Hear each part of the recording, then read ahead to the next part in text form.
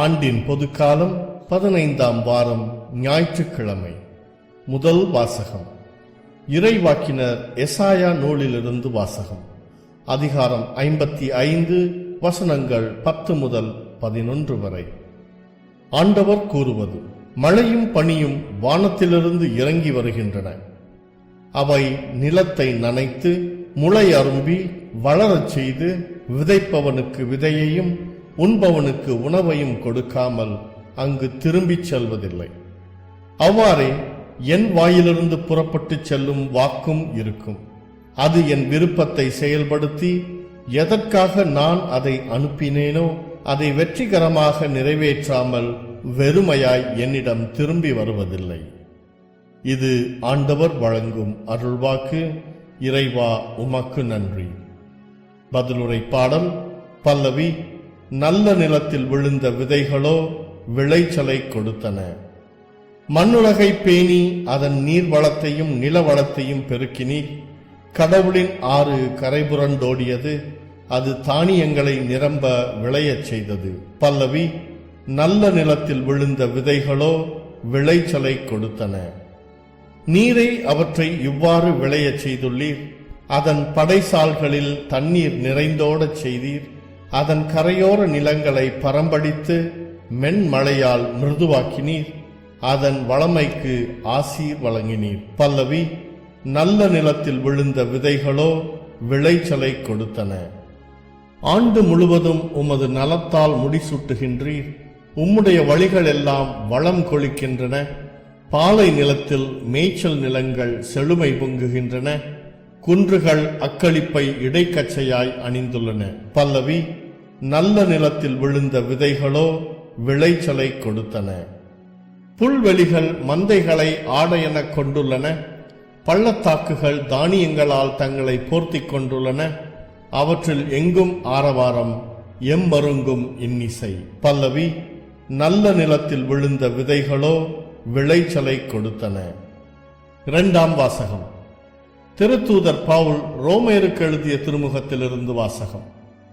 அதிகாரம் 8, வசனங்கள் 18 முதல் 23 வரை. சகோதரர் சகோதரிகளே, இக்காலத்தில் நாம் படும் துன்பங்கள் எதிர்காலத்தில் நமக்காக வெளிப்படப் போகிற மாட்சியோடு ஒப்பிடத்தக்கவை என நான் எண்ணுகிறேன். இம்மாட்சியுடன் கடவுளின் மக்கள் வெளிப்படுவதையும் காண்பதற்காகவே படைப்பே பேராவலோடு காத்திருக்கிறது. ஏனெனில் படைப்பு பயனற்ற நிலைக்கு உட்பட்டுள்ளது. தானே விரும்பியதால் அப்படியாகவில்லை, அதை உட்படுத்தினவரின் விருப்பத்தால் அவ்வாறு ஆயிற்று. எனினும் அது எதிர்நோக்கை இழந்த நிலையில் இல்லை. அது அழிவுக்கு அடிமைப்பட்டிருக்கும் நிலையிலிருந்து விடுபட்டு கடவுளின் பிள்ளைக்குரிய பெருமையையும் விடுதலையையும் தானும் பெற்றுக்கொள்ளும் என்கிற எதிர்நோக்கோடு இருக்கிறது. இந்நாள் வரை படைப்பு அனைத்தும் ஒருங்கே பேறுகால வேதனையுற்று தவிக்கின்றது என்பதை நாம் அறிவோம்.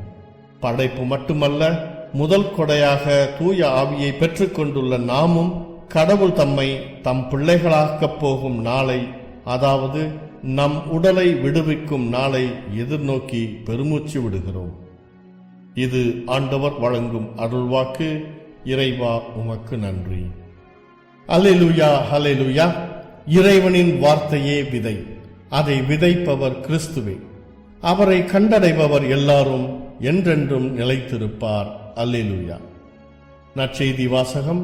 தூய மத்தேயு எழுதிய நற்செய்தியிலிருந்து வாசகம். அதிகாரம் 13, வசனங்கள் 1 முதல் 23 வரை.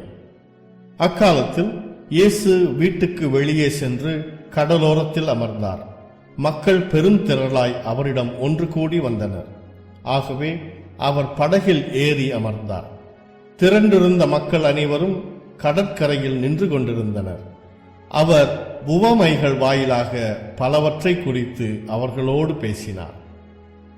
விதைப்பவர் ஒருவர் விதைக்கச் சென்றார். அவர் விதைக்கும் பொழுது சில விதைகள் வழியோரம் விழுந்தன. பறவைகள் வந்து அவற்றை விழுங்கிவிட்டன. வேறு சில விதைகள் மிகுதியான மண் இல்லா பாறை பகுதிகளில் விழுந்தன. அங்கே மண் ஆழமாக இல்லாததால் அவை விரைவில் முளைத்தன. ஆனால் கதிரவன் மேலே எழ அவை காய்ந்து வேர் இல்லாமையால் கருகிப் போயின. மற்றும் சில விதைகள் முட்செடிகளின் இடையே விழுந்தன. முட்செடிகள் வளர்ந்து அவற்றை நெருக்கிவிட்டன. ஆனால் இன்னும் சில விதைகள் நல்ல நிலத்தில் விழுந்தன. அவற்றுள் சில 100 மடங்காகவும், சில 60 மடங்காகவும், சில 30 மடங்காகவும் விளைச்சலை கொடுத்தன. கேட்கச் செவியுள்ளோர் கேட்கட்டும் என்றார். சீடர்கள் அவர் அருகே வந்து, ஏன் அவர்களோடு உவமைகள் வாயிலாக பேசுகின்றீர் என்று கேட்டார்கள்.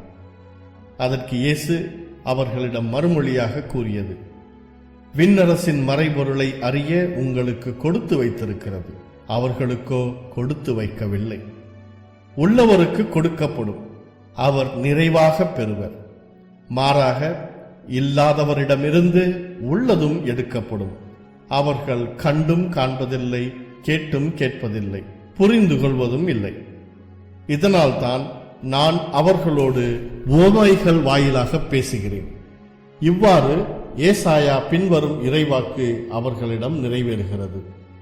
நீங்கள் உங்கள் காதால் தொடர்ந்து கேட்டும் கருத்தில் கொள்வதில்லை, உங்கள் கண்களால் பார்த்து கொண்டே இருந்தும் உணர்வதில்லை.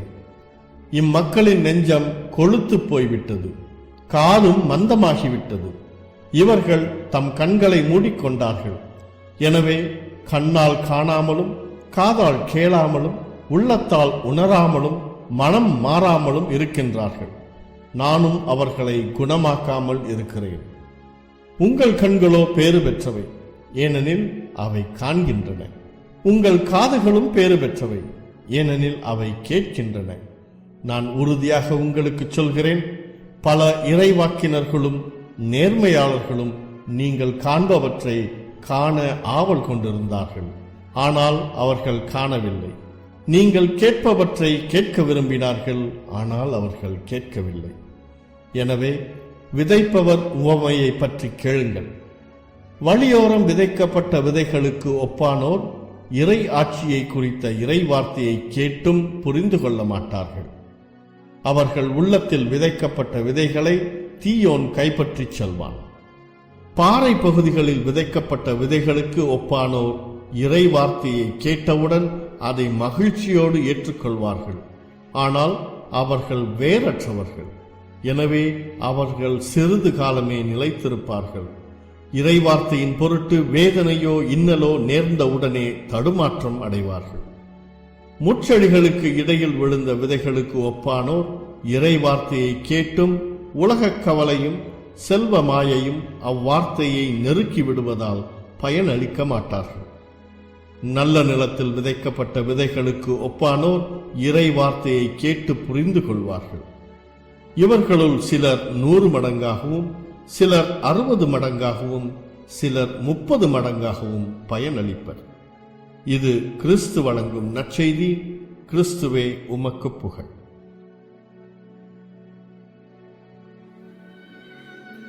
அன்புக்குரியவர்களே, நண்பர்கள் சிலர் வனப்புறம் உள்ள ஓரிடத்தில் சில நாள்கள் தங்கி இயற்கை அழகை ரசித்துவிட்டு திரும்பலாம் என்று முடிவெடுத்தனர். வேட்டையாடுவது, நீர்வீழ்ச்சிகளில் குளிப்பது, காடுகளை வலம் வருவது போன்றவற்றை செய்வதாக ஏற்பாடு. பிரச்சனை என்னவென்றால், இவர்களில் ஒருவரே சமைக்க வேண்டிய கட்டாயம். ஆனால் யாரும் முன்வரவில்லை. யாருக்கும் அவ்வளவாக சமைக்கவும் தெரியாது. குழு தலைவர் இவ்வாறு அறிவித்தார்: சீட்டுக்குலுக்கி போட்டு நம்மில் ஒருவர் தேர்ந்தெடுக்கப்படுவார். அவர்தான் சமைக்க வேண்டும். அவர் சமையல் எத்தகையதாக இருந்தாலும் நாம் உண்ண வேண்டும். யாராவது குறை சொன்னால் அவர்தான் அடுத்த வேளையிலிருந்து உணவை சமைக்க வேண்டும். குழு தலைவர் சொன்னதை மற்றவர்களும் ஏற்றுக்கொண்டனர். சீட்டு ராஜேஷ் பேரில் விழுந்தது. ராஜேஷ் சமைக்க ஆரம்பித்தான். தன் நண்பர்கள் இன்பமாக நேரம் செலவழிப்பதை பார்த்து அவனுக்கு எரிச்சலாக இருந்தது. தான் தயாரித்த உணவில் உப்பை மிக குறைவாகவும் காரத்தை மிக அதிகமாகவும் வேண்டுமென்றே போட்டான். நண்பர்கள் சாப்பிட அமர்ந்தனர். முதலில் உணவை தன் வாயில் வைத்த சுந்தர், என்ன சாப்பாடு சமைத்திருக்கிறாய் என்று வேகமாக சொன்னான். எனினும் உடனடியாக அதற்கான தண்டனை என்ன என்பதை நினைவு கூர்ந்து இருந்தாலும் உன்னுடைய சமையல் எனக்கு மிகவும் பிடித்திருக்கிறது என்று தொடர்ந்து சொன்னானாம். மற்றவர்களும் அவ்வாறே சொன்னார்களாம். அன்புக்குரியவர்களே, மனித வாழ்வு போராட்டம் நிறைந்ததாகவும் பல வேளைகளில் அர்த்தமற்ற ஒன்றாகவும் இருப்பதை நாம் அறிந்திருக்கிறோம், அனுபவபூர்வமாகவும் உணர்ந்திருக்கின்றோம். இருந்தாலும் வேறு வழியில்லாமல் வாழ்க்கை நிகழ்வுகளை நம்மில் பலர் விழுங்கிக் கொண்டிருக்கின்றோம். படைப்பு பயனற்ற நிலைக்கு உட்பட்டுள்ளது என்று புனித பவுல் 2ஆம் வாசகத்தில் கூறுவது படைப்புக்கு மட்டுமல்ல, பெரும்பாலான மனிதர்களுக்கும் பொருந்தும். வெளிப்படையாக தெரியும் போது மனித வாழ்வு ஆடம்பரத்திலும் கொண்டாட்டத்திலும் கழிக்கப்படுவது போல தெரிந்தாலும் அதன் ஆழத்திலோ அது வெறுமையானதாகவும் பயனற்றதாகவும் பல மனிதர்களால் உணரப்படுகிறது என்பது முற்றிலும் உண்மை. வாழ்க்கையின் மட்டிலான இத்தகைய வெறுமை உணர்வு தற்போதைய காலகட்டத்தில் இன்னும் பல மடங்கு அதிகமாகி இருக்கிறது என்பது சொல்லித் தெரிய வேண்டிய ஒன்று அல்ல.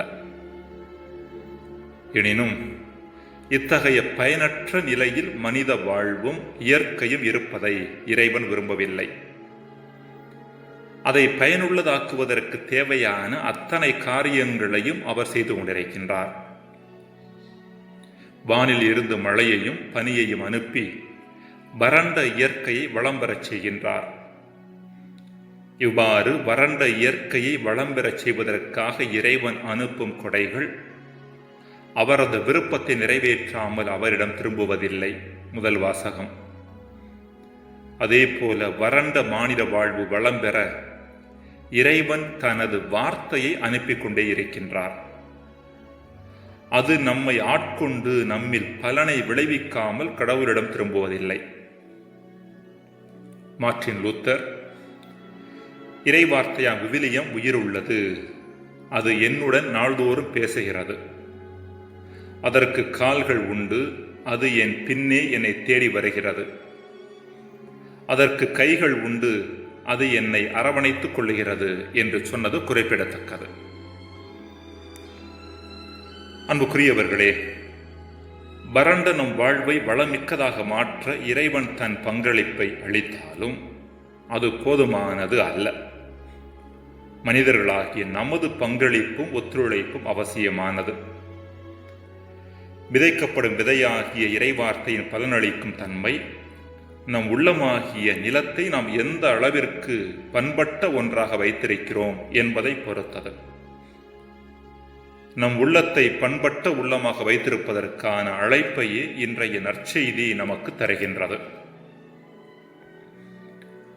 பாரத போரின் பொழுது கிருஷ்ணர் அர்ஜுனனுக்கு மனதை திடமாக வைத்துக் கொள்ளுதல் பற்றி நெடுநேரம் போதித்தாராம். போர் என்று வருகின்ற பொழுது உறவினராக இருந்தாலும் சரி, உடன் பிறந்தவர்களாக இருந்தாலும் சரி, எது குறித்தும் கவலை கொள்ளக்கூடாது என்று போதித்தார். போரில் அர்ஜுனனின் மகன் அபிமன்யு கொல்லப்பட்டான். இதை கண்ட அர்ஜுனன் கண்ணீர் விட்டு அழுதான். அவன் அவ்வாறு அழுது கொண்டிருந்த பொழுது அவன் மீது சில கண்ணீர் துளிகள் விழுந்தன. நிமிர்ந்து பார்த்த பொழுது கிருஷ்ணர் அழுது கொண்டிருப்பதை பார்த்தான். அர்ஜுனன் கிருஷ்ணரை பார்த்து, நான் தான் புத்திர பாசத்தால் அழுகிறேன், நீங்கள் ஏன் அழுகிறீர்கள் என்று கேட்டபொழுது கிருஷ்ணர் இவ்வாறு பதில் சொன்னாராம்: இவ்வளவு நேரம் போதித்த போதனை அனைத்தும் வீணாக போய்விட்டதே என்பதை நினைத்து அழுகிறேன் என்று. அன்புக்குரியவர்களே, இறைவார்த்தை தங்களோடு நாள்தோறும் பேசினாலும் அதன் மட்டில் செவிடர்களாக இருக்கும் மனிதர்கள் எத்தனையோ பேர். இறைவார்த்தை தங்களை தேடி வந்தாலும் அது தங்களை தொடாத வகையில் தங்களை மறைத்துக் கொள்வோர் எத்தனையோ பேர். இறைவார்த்தை தங்களை அரவணைக்க முயற்சி செய்தாலும் அதிலிருந்து தப்பித்து விலகிச் செல்வோர் எத்தனையோ பேர். ஜெபம். இறைவா, எம்மில் பலனை விளைவிக்க நீர் எடுக்கும் முயற்சிகளுக்கு நாங்கள் ஒத்துழைப்பு கொடுக்க வரம் தாரும். ஆமென்.